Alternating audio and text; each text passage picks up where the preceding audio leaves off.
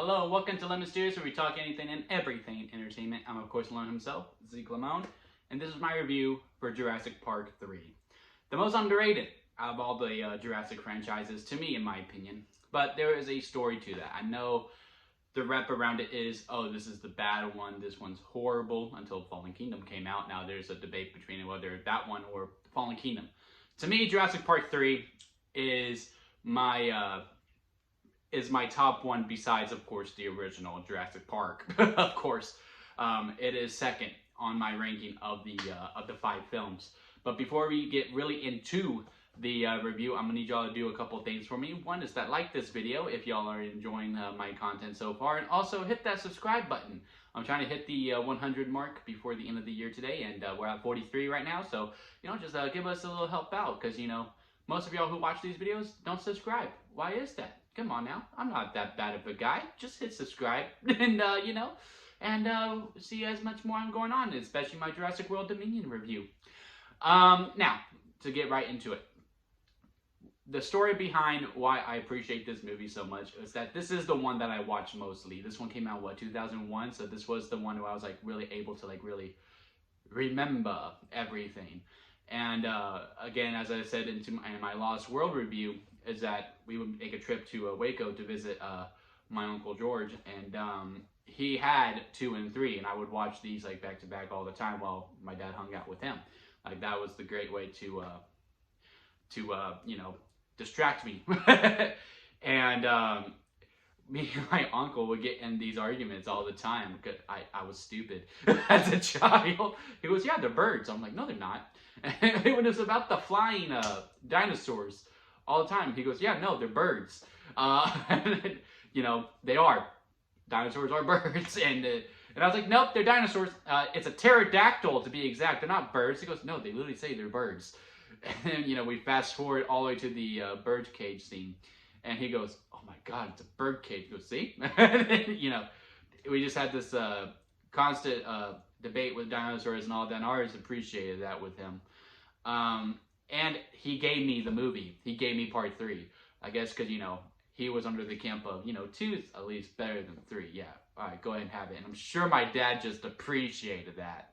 I'm sure my dad just loved that he gave me that movie, because this was also during the time where, VHSs weren't around as much anymore, so I couldn't watch the original anymore.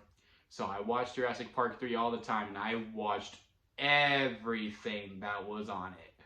I would watch the movie at least 3 times a day, I would think.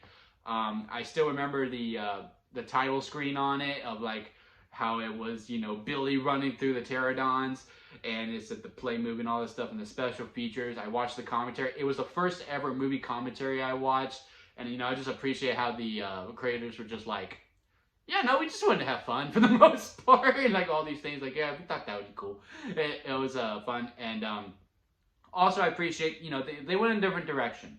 This one wasn't trying to be Jurassic Park. Are there homages to the original? Yes. Also, during this review, am I saying Jurassic Park 3 is a good movie? No. I understand there's problems with it, but me as a child who watched this the most out of all of them, there's a special place into it, and also I do think there are some redeeming qualities. I think it's fine. On the lemon scale, where it goes to sour, expired, store-bought lemonade, freshly squeezed lemonade, and lemonade. Even though this is my second favorite, I'm gonna say it's store-bought lemonade, but sometimes store-bought lemonades are just really, really good. They're better than just the regular lemonade, in my opinion. And it does the different direction of, hey, instead of the T-Rex. Also, can someone explain to me why on HBO Max that when you go to this movie, it's the T-Rex on the logo and it has the 3 on it, when the original, it's the Spinosaurus. The Spinosaurus is on there. And, the Spinosaurus is now the main event. To use wrestling terms, this is how the first 2 were really going. The main event scene is always the Tyrannosaurus Rex, and then the mid-card is the Raptors. In this case, the Raptors are still the mid-card, but, they're kind of flirting with the main event. It's kind of like the Ultimate Warrior Hulk Hogan type thing, where the Intercontinental title, which was the mid-card title, was still, big, but almost as big enough as the world title. And this was the case, with the Spinosaurus being the new top dog, if you will. Also, that was one of the things I didn't like it as a kid.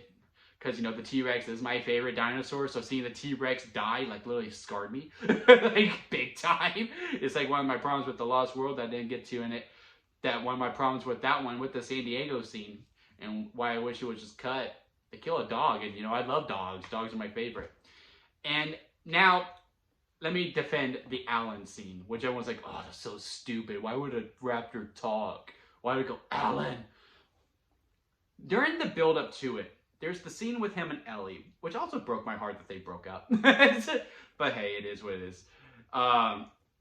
Where they're talking about the raptors, goes, oh, tell me about them. Goes, dude, they could communicate. Like, they could literally talk and all this stuff. And then, he goes to the meeting, if you will. I don't know. Presentation. Yeah, presentation. I couldn't think of the word. He goes to the presentation, and they're like, yeah, raptors could talk, they could communicate, could do all these things, and hell, they could probably even be better than the human species if they were to live, if nature didn't take its course. And also with how the Spinosaurus look, because that does not look like the Spinosaurus. Like, that presentation scene does a lot to set up what we see on that island. And the presentation scene, when they're like, well, they made dinosaurs. Like, just go over there, and just learn to control those. And the Grant's like, they did not make dinosaurs.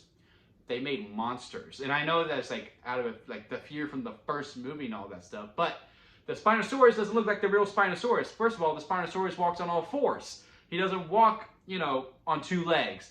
His look is awesome. And yeah, he's bigger than the T-Rex, but he's walking on all fours. Also, he's mainly a swimmer.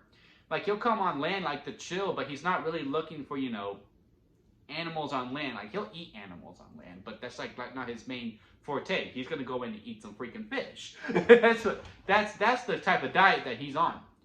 But with that saying, like, no, he made monsters, those aren't real dinosaurs and all that stuff, to me justifies how the Spinosaurus looks.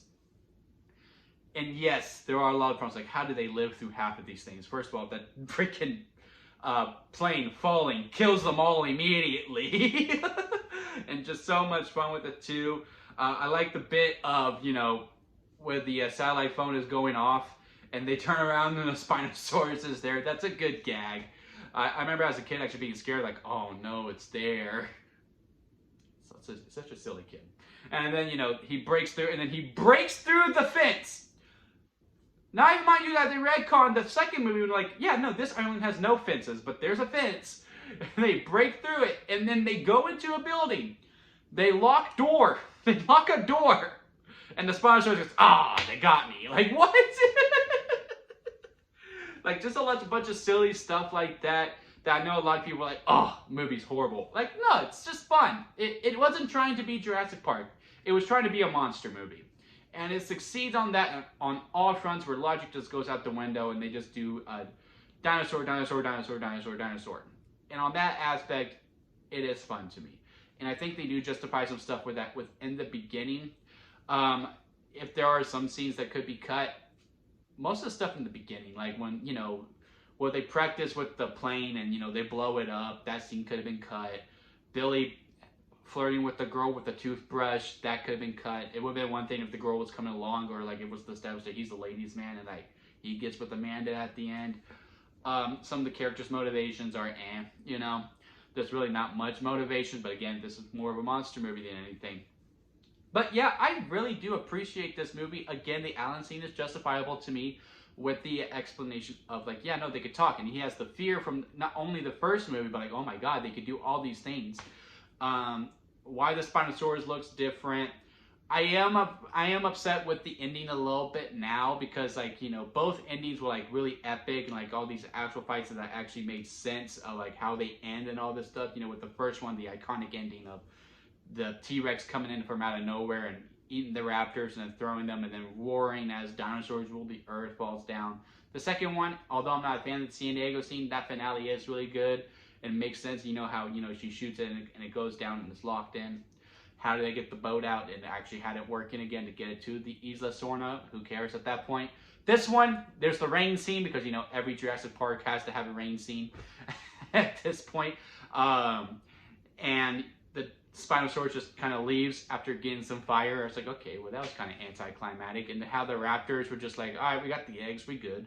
Like, I was just like, Okay, I kind of want like one big final fight in order to get it on, especially since this movie was filled with them, and that was just kind of anticlimactic. The best dino scenes, I like the first raptor scene of them, and he's like playing possum, and he goes wow, and then he goes over and he's like climbing, and Alan's like, oh my god, he's calling for help. And I like the initial Spinosaurus scene too. It starts off strong. It starts off really strong. It just fumbles towards the end. But yeah, I still appreciate Jurassic Park 3. What are your thoughts on it? Comment below. Let me know. Again, if you like this video, hit the like button and also hit the subscribe button. Are you a fan of Jurassic Park 3? I would love to hear the thoughts about more Defenders on it. Yeah, let's have a conversation about it. And that'll be it for me, guys. And I'll see you here next time at Lemon Studios.